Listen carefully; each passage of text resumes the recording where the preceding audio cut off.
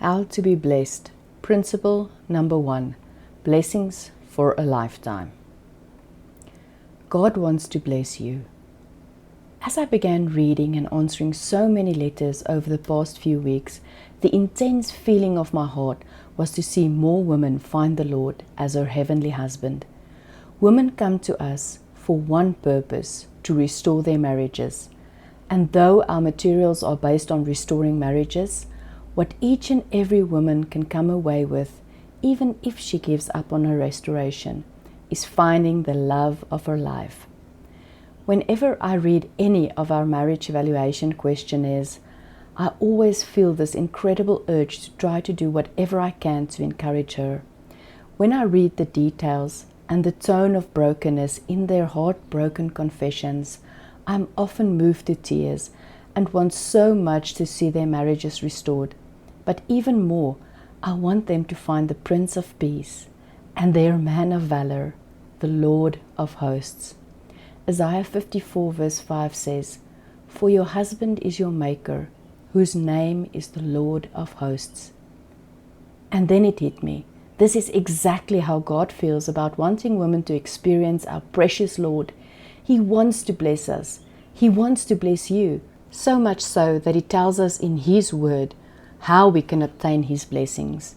Isaiah 30 verses 18 says, "Therefore the Lord longs to be gracious to you, and therefore He waits on high to have compassion on you. For the Lord is a God of justice. How blessed are all those who long for Him." The Lord is waiting and longing to bless each and every one who longs for Him. It is His very nature to want to bless us.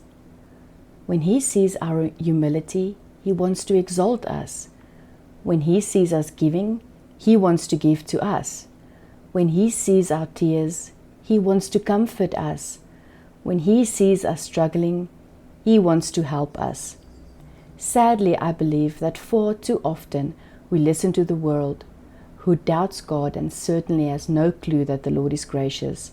So we sometimes feel that He is aloof to our needs or desires.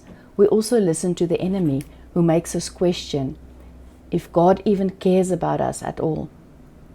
Even Christians who love the Lord still question God's willingness or desire to give them the desires of their heart, when His Word clearly says otherwise.